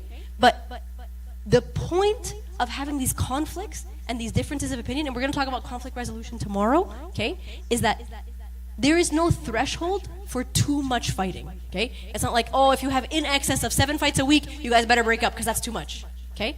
The litmus test for fighting is whether you're able to fight productively, okay? Whether after you have a conflict or a disagreement, you understand each other better or it's awkward and it's tense. There's more insight or there's more confusion, okay? You're on stronger foundations or you're even shakier than you were before. So I actually don't care how many times a week you fight. I don't care. What I care is about what happens after the fight, okay? And tomorrow in the conflict resolution talk, we're gonna like dive deep into this and some of the literature and all that stuff, okay? Okay, I'm gonna blow through these last few slides, okay? So this is like 4 to 7 months, a lot of couples have like a really big like conflict, and then they learn from it, and then they go through like a period of stability. Okay, very nice, self-explanatory. Kermit the Frog. Okay, then we get to like the end chunk of the dating stage. Okay, whatever timeline that is, I don't know what it is, whatever it is. Okay, and there is usually a second very big struggle that's a make or break. And at this point, you know enough about each other in terms of like how they handle stress, how they handle conflict, whatever. And usually this struggle is a make or break. Either you decide to part ways, it ain't happening, okay? My husband and I actually broke up for like 7 hours, okay? At this point, it's a big drama, okay? 7 hours, okay? And then it's usually followed by a period of like stability and reflection that leads to a decision point, okay? Either it's been a sufficient length of time, okay? And this person is what I think they are. This person's eyes are on Christ. This is the person that's going to walk the path to salvation with me, and out to the ring store you go, okay? Or this person is crazy. I need to figure out a way to get out, okay? And you're out the door. Or I'm not sure, okay? And for the guys, I really want you to know that this I'm not sure, after the appropriate length of time, whatever it is, like a year plus or whatever, okay? You need to probe that very carefully, because some guys, in their avoidance of having a difficult conversation, will call it I'm not sure. But if you dig deep enough, you are sure, and you are sure that this is the wrong girl, the wrong place, or the wrong time, and you want to get out, okay? But you're just scared of doing it, or you don't want to bring yourself to that conversation, or you have like, you know, this whole like, well, what if I break up with her and then I don't get a better option later? Should I just settle now? Okay? So I want you to probe, guys, that I'm not sure response very, very carefully, and make sure that I don't know is a Band-Aid and prolonging something deeper that you actually do know, okay? I just put this example here. So a few years after we got married, I was like, you know, feeling like lovey-dovey and feelings, and I needed some like words of affirmation, whatever. So I was asking my husband, Rami, like, what made you like sure that you wanted to marry me? You know, like, what was the point at which you're like, you know what? Yes, I'm gonna marry her. Like, what was it? And I'm expecting some like big romantic story of like, oh, you walked in the room and like I just saw you and I just knew, or like whatever. Okay, we're already married at that point. You can't take it back. Okay. He says to me, I got less and less anxious about the idea of marrying you. Well, catch me. I'm gonna swoon from the romance. Okay. Like, yes, not very romantic, okay, but approximates the thought process that should be happening as you're kind of approaching that, like, whatever requisite time it is for you guys to make a decision, okay? So, last few things, a few guardrails that we want to talk about, okay? In your relationship, your litmus test, okay, is the spiritual void. Is Christ the anchor and the ultimate goal, or is he an afterthought that you're trying to force into the relationship, okay? The physical boundaries, are they clouding your judgment or giving you insight? Okay? Are they a source of a covenant that you've both been able to commit to that approximates the covenant of marriage? Okay? Or is it a source of conflict and confusion? Do you have the same expectations of timelines? And are you both moving forward at a similar pace? Or is she like planning her exit as you're buying a ring? Okay, so just a few suggestions that you might want to read. Okay, I'm a big temperaments fan, if you don't know, huge. This is the OG book about the temperaments. I said this, you heard that. Okay, I love this book on the side, 101 Questions to Ask Before You Get Engaged, because sometimes it probes the conversations that are a reflection of like your morals and your ideas that a circumstance may not bring to the surface, right? So sometimes it's fun to like have these dates where you play these games and you go question for question, and then of course the 5 love languages, which you guys already know. Okay. Questions. I'm expecting some fighting. I'm ready. Okay? Oh, yes. Okay, so for Slido, when you text in questions, if you like questions that other people have asked, the more likes, the higher to the top it goes. So it orders the questions in like descending order of popularity. Okay?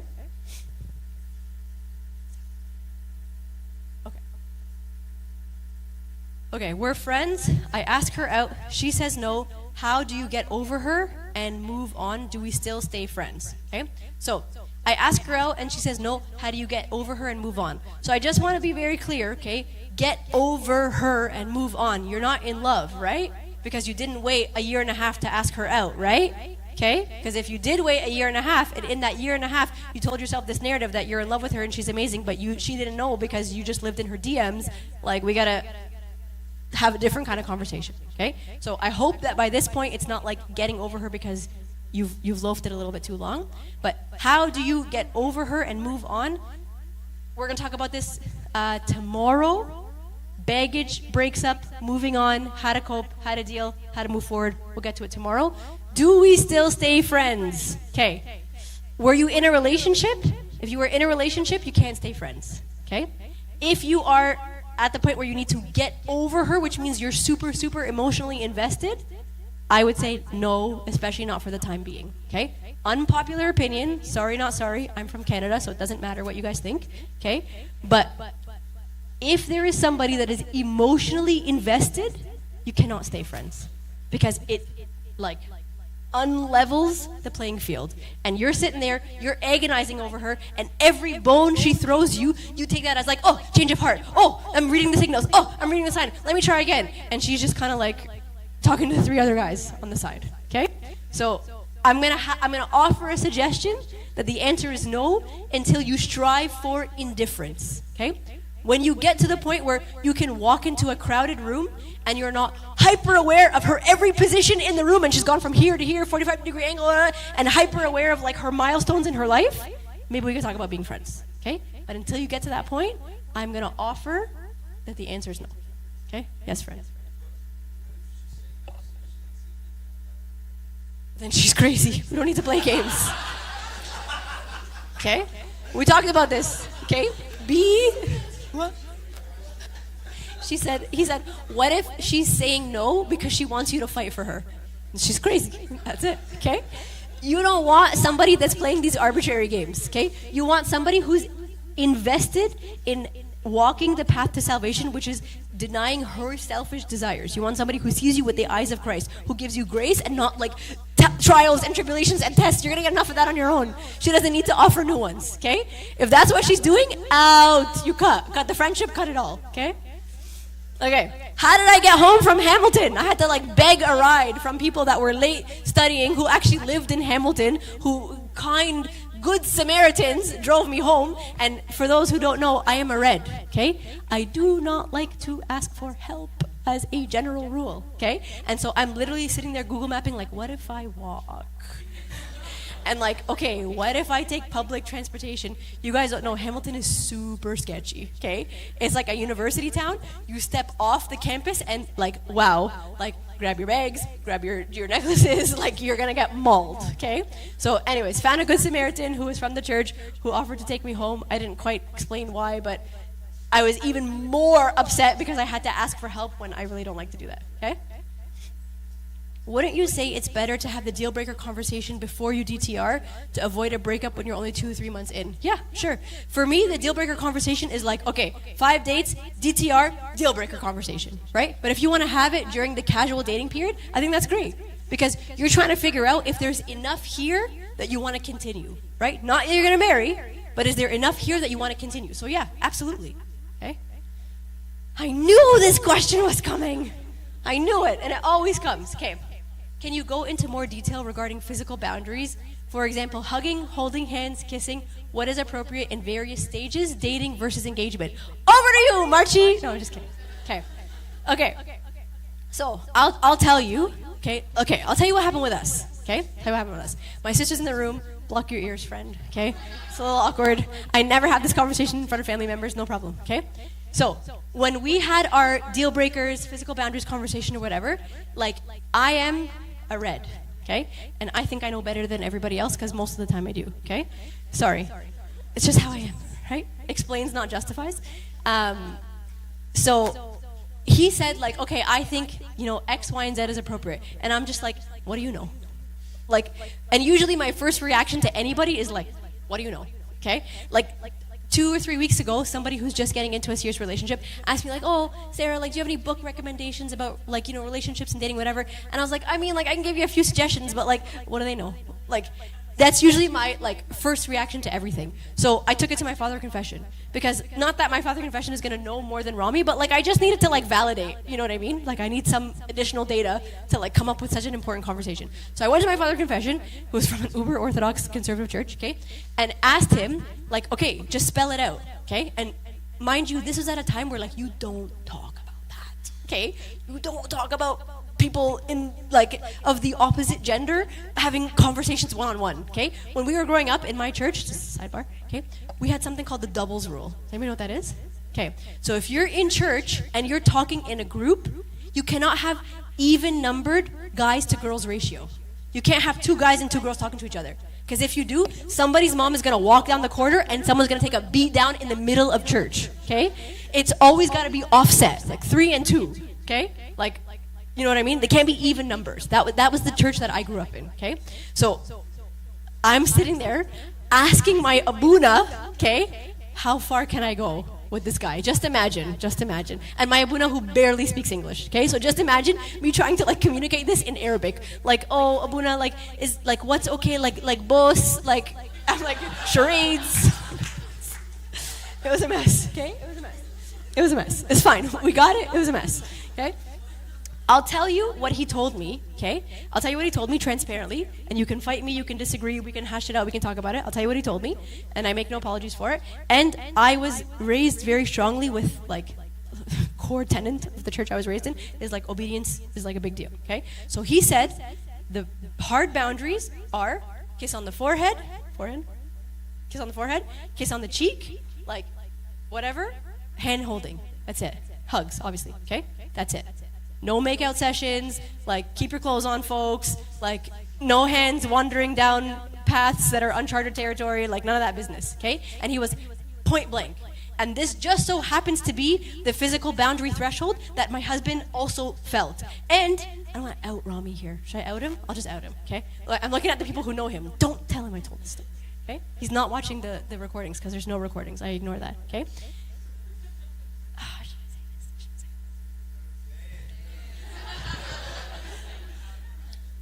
The reason that the reason that we agreed that this is the appropriate boundary is because we had been either in or witnesses of, okay, relationships that did not adhere to those boundaries, okay? And we learned baptism by fire why those boundaries are what they are. Okay? And while on the surface level, okay, it may have appeared that this is crazy and uber conservative and whatever, we had experienced or watched, I refuse to define which is which, okay? Experienced or watched what happened when the threshold was lower rather than higher.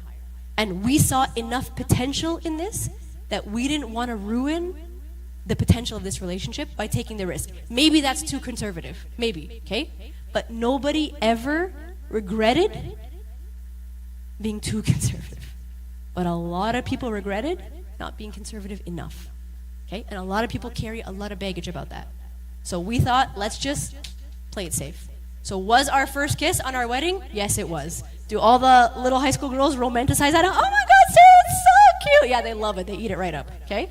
But that's what our Abuna told us. Now, I recommend you to please go and promptly have the discussion in vivid detail with Marchie. He's really excited to talk about this with all of you.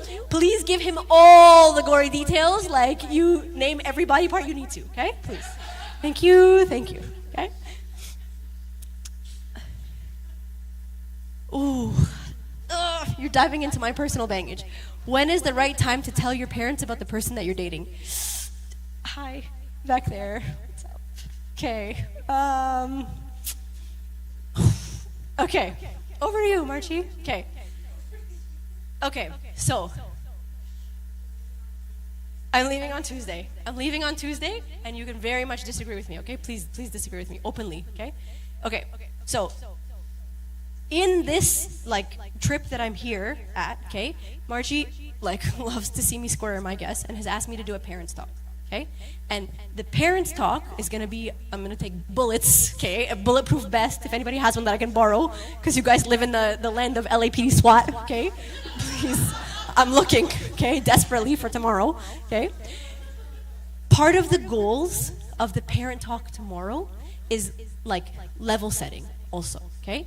not just about like the cultural differences, but also about what are we striving for, okay? Like, what do you want for your kids? What's the ultimate goal? Let's define the ultimate goal, and then let's work backwards to figure out how we're going to get there. And we're going to draw some parallels, okay, about the differences in the cultural expectations from like how they might have been raised versus how we were raised, okay? Like, for those that were here yesterday, my dad never referred to my husband when we were dating as boyfriend. He was called pre-engagement. What friend? No, you got to assume the win, folks, okay? Pre-engagement. That's what my husband was called. That word, boyfriend or girlfriend, was a swear word in my house growing up, okay? My parents also had a different perspective of timelines, okay? My parents got engaged to date. They didn't know each other before they got engaged. Like, there's this whole like talbis dibal situation. You get a ring, you get a necklace too, apparently, or like whatever, okay? And that's what made it okay for them to go out, okay? We live in a different time. And tomorrow, I'm going to take bullets, okay, about talking about how we live in a different time. But we live in a different time, and it's not the same. And that was right and appropriate for them back then. And that was what was culturally appropriate for them back then. And protecting Somaitik and your reputation. Because that's the way society functioned back then. That is not where we live today, okay? It is not. My parents, you think my 1 year timeline is crazy, okay? You know what my parents' timeline was for pre-engagement? Okay, because I refused to put a ring on so I can go out with him. Okay, 4 months. Yeah, 4 months. They wanted me to start dating somebody to a maximum threshold of 4 months, after which we have to be engaged or it's over. So, I transparently had this conversation with my father confession, who knows my parents very well. He knows them very well. Like, I was born and raised in that church, okay? And he said to me, now I'm throwing him under the bus, okay? He said to me, let's just offset it a little bit, okay? I want you to tell your parents. I want you to be transparent with your parents, okay? I want you to. But I don't want them to unnecessarily end this relationship because of something that is no longer culturally appropriate. So let's just offset it until you are in a more stable period that this is actually what you want. Because my parents also had that mentality of you can't date multiple people. The first person you date has to be the person that you marry. Has to be, okay? Like, the first person that you date, because if you date multiple people, so nobody's going to want to marry you after that. And they genuinely believe that. They genuinely believe that. And so he said, if you figure out that this guy's not what you want, and now you've told them, okay, now you've over-invested before you're at the point where you're invested. So my answer to this question is it depends. It depends on your relationship with your parents, okay? Where are you? Are you guys on the same playing field, or are you not? Are your parents, like, on the same page as you about dating and how this is supposed to go, or are they not? And I'm going to argue, okay, and this is like on me, if they are vastly different from where you are, have you had a conversation about it? Have you talked about it? What are your expectations? What are their expectations? Have you talked about it? Because maybe this is a good conversation opener. Maybe this is a good way, before you get into a relationship, to figure out, like, what are your expectations? Because no matter who you are, no matter what baggage you hold about your families, it is important that the person that you're with eventually and ultimately be accepted by your family. And we'd be lying to ourselves if we said that doesn't matter to us. It does matter. And so it's as much a service to you and your relationship with your parents as it is to the person that you're dating, to make sure that you set yourselves up for success. So maybe it's a good conversation opener to have that conversation with them now if you don't know where they stand. And maybe they'll surprise you. Maybe they won't. Okay? And if you vastly differ, to talk about why. Okay? I also come from an environment where you don't talk back. And that term talking back kind of like applied to like asking questions as talking back. Also with that said, like in all fairness, like I'm a red, so like my delivery was probably really bad, right? My sister's like, yeah, just stop giving yourself too much credit. You're like a big snake, okay, whatever, okay? But it's worth the effort. It's worth the try. It's not gonna be easy, okay? But you can do hard things. So my answer to this question is it depends on who you are and how aligned you are and where your parents are at in the spectrum of this whole dating, because this is going to be novel for a lot of people. Okay? This was super, super uncomfortable for my parents. And I just want to say, I paved the way for my sister's relationship. I took the bullets. Moving on. Nobody's carrying baggage. Okay? But it's a worthwhile conversation. Okay? Where can I find the recorded video so I can see what I missed? I have no idea. That's a Marchi question. I try to pretend like this is not being recorded. I'm very bad at texting. I've let so many conversations die over text because I just don't know what to say over the phone. What do I do? Call her and try. Or call him and try. You know why you're bad at it? Because you don't do it. Okay? Just do it, be bad at it, do it again, and then you're less bad at it. Okay? You can't just avoid it because you're bad at it. Okay? And I just want to say, you can't live a marriage over text. Okay? So if this person is going to be yoked to you eventually on the path to salvation, you're going to have to figure out how to talk over the phone or in person, okay? No time like the present. So don't, give yourself an excuse for why you're not going to do something that might be out of your comfort zone. At what point should you talk to your father confession when you start liking somebody? Confession for me is life-saving, okay? My whole life, confession has been, there's two things that have been an anchor for me my whole life. Service, confession. Okay? Both of them started at an astronomically young age. Okay? But those two things are my anchors. Okay? So for me, with my father confession, I am full disclosure right from the get-go. Okay? There's very little about me that he doesn't know. Good, bad, ugly, questionable opinions. We talk about it all. So I'm going to say also, depends on your relationship with your father of confession. If you have an edifying relationship with your father of confession, there's no such thing as too soon. If you don't have an edifying relationship with your father of confession, do you need a new one? Maybe. When dating, is it possible to be too communicative of your needs and expectations after texting for months? Ugh. Are you dating if you're only texting? Guys, we talked about this. Okay, please. If you're dating, then it can't just be texting. Okay, please. Is it possible to be too communicative of your needs and expectations? So, I'm just going to give a disclaimer to this one, okay? Is it possible to be too communicative? Probably not if I understand what you're saying. Is it possible to be too critical? Yes. So I'll tell you what I mean by that, okay? Too communicative is you had this situation, it didn't sit well with you, so you communicate the why and why you feel that way, and let's talk about it, and what are we going to do going forward, and great, productive, love it, excellent, okay? Too dismissive is, we went on a date, you spent all this time planning, but in the last 3 minutes of the date, you didn't do exactly what I expected you to do, and you're not a leader. Too dismissive, okay? And sometimes people use too communicative as a synonym for too dismissive, okay? So you have to make sure that you're talking about the right thing, that you're not giving yourself an excuse to be a big snake by saying, oh, I'm communicating, okay? Make sure that your communicating follows the design. Okay? Strength, honor, wisdom, discernment. Okay, last one. Huh? Pick a good one. A juicy one.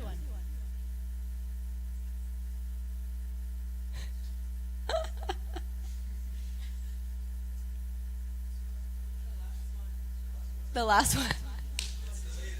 I like the last two actually. Back to pick one. Murray's shooting daggers over here. Okay. My partner has everything except one thing: height. We are the same height. Is this a deal breaker? Or should I just be grateful? What? I don't know what the rest of it says. Huh? Oh, like this? Whoa. Oh, I thought we were done. Okay. She just cut me off, guys. Where's the height one? What's the last one? Is the latest one? Down. Oh, if I'm ugly, how can I get a girlfriend? Wow. This one, someone screenshot this one. If I'm ugly, how can I get a girlfriend? Screenshot it.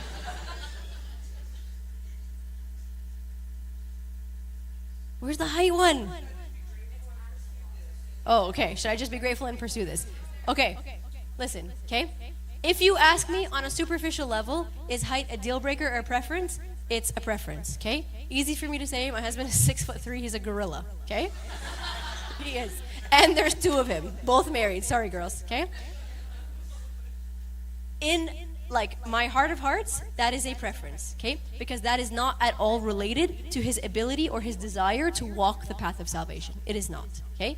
In my heart of hearts, that is not at all related to whether he can or cannot rise to the design that he was called to be. To me, that is a preference, not a deal breaker. However, okay, remember what I said yesterday? Deal breakers are traditionally based on morals, values, ethical convictions, whatever they are, okay? Maybe you are not there yet, okay? And maybe this is a preference for 99.9% of the population, but you belong to that like 0.01% of the population where you can't live with this. His height consumes you, okay? And you refuse to throw out your heels and be condemned to a life of flats, okay? For the rest of your life. Maybe. I'm not saying that that's right or wrong. I am saying that that's crazy, but that's fine, okay? If you can't live with it, it doesn't matter what other people think about your deal breaker because you can't live with it. But you just better make sure that you actually can't live with it and you're not just being crazy, okay? The other thing I'm going to say is that where is your focus, okay? Is your focus on Christ and walking the path of salvation, okay? And there's no minimum height restriction to get into heaven, okay? It's not like Wonderland where you have to be a certain height to get on the ride, okay? Or is your focus somewhere else, okay? This is some self-probing. But superficial answer, height is typically a preference. Deeper answer is typically a preference, but I can't dictate what you can or can't live with, okay? Okay, that was the last one. There was another one, a promise ring one, but I can't find it. Nobody wants to live here, folks. You don't have free health care. Just kidding. I'm just kidding. No, there was a promise ring one. Promise rings are awkward. How do I? Very top? I just want to do the promise ring one because promise rings are kind of awkward. Where? Do Egyptian women care if Egyptian men are balding? Please, someone take a screenshot, please. Please. I just want to say, just so you know, my husband is balding, okay? I just want to say, balding is actually a anatomical representation of higher levels of testosterone. Just throwing it out there.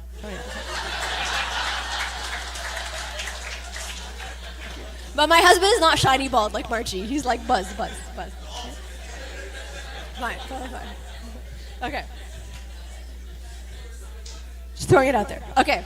Last one, and then I'm done. Cut me off, okay? Please, it's really hot in here, okay?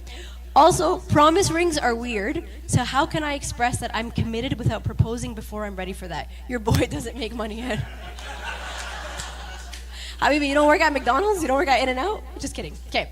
So, I also agree that promise rings are like a little bit like situation specific. I don't think promise rings are like a blanket statement, every milestone, every couple. Like I think it's a little like, you know, and sometimes with promise rings we worry that like with a promise ring the guy's not controlling the pace of the relationship because he's saying I'm committing before I'm ready to commit, right? So like what are you actually saying? Nothing, okay? So I agree about the promise ring thing, okay? There are so many ways to show that you are committed without buying a promise ring. Emotional security, okay? Purity, spirituality, open and honest communication, okay? And walking the path together. That's how you show it, okay? You don't need a ring. You don't need a physical manifestation of the way you make somebody feel. If she needs a ring because you're not making her feel that way, okay? Then maybe you have to question what you think you're doing that you're not, right? Like, I'll give you an analogy, okay?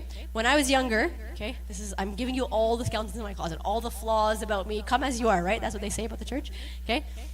When I was younger, there was a fad, okay? Like, end of high school, like late university, early university, okay? There was a fad. We grew up in an uber conservative church, okay? And tattoos became a fad, okay?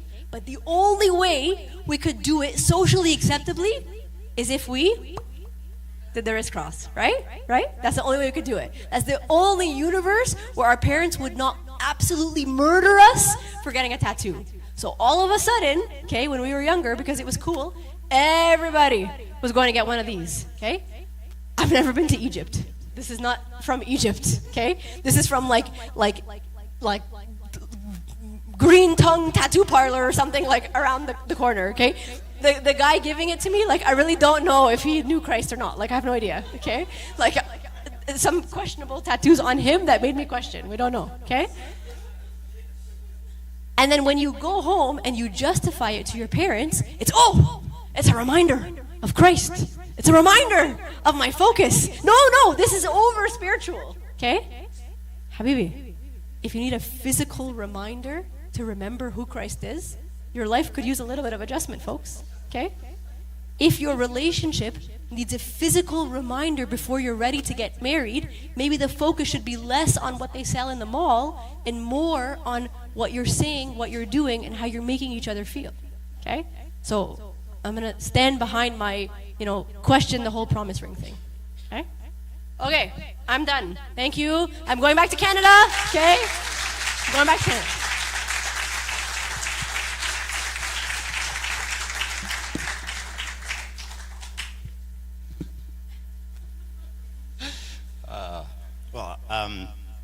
I'm speechless, as I'm sure most of you are.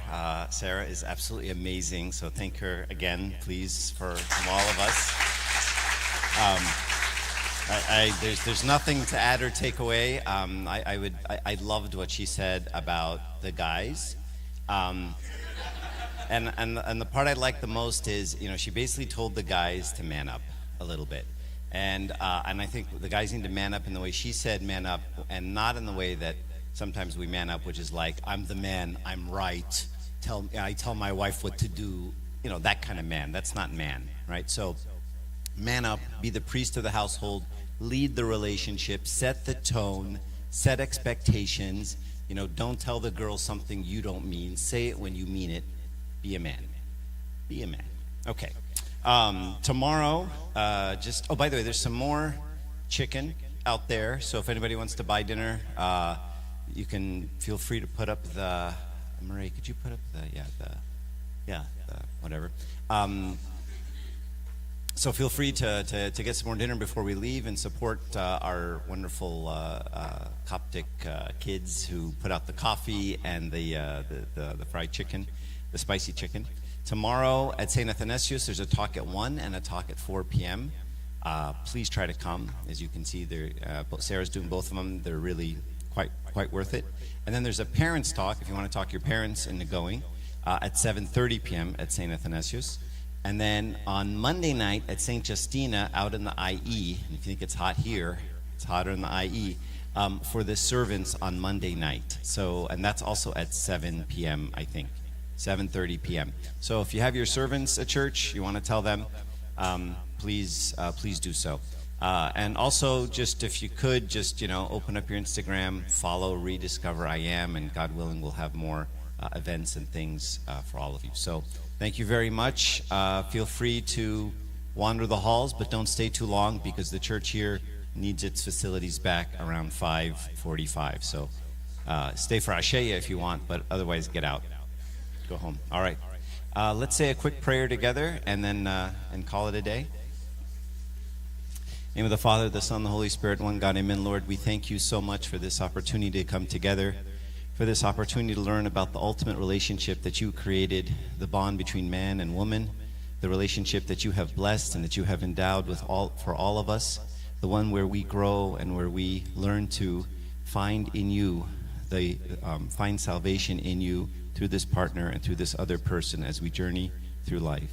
We ask, Lord, that you bless all of us in our many struggles, in our relationships, in our difficulties, and all the things that we are being challenged with. And hear us, Lord, when we say to you with all thanksgiving, Our Father, who art in heaven, hallowed be thy name. Thy kingdom come. Give us this day our daily bread. Forgive us our trespasses, as we forgive those. Lead us not to temptation, but us from evil. Christ Jesus our Lord. Noah, can you say the blessing? All right. Thank you, guys. See you later.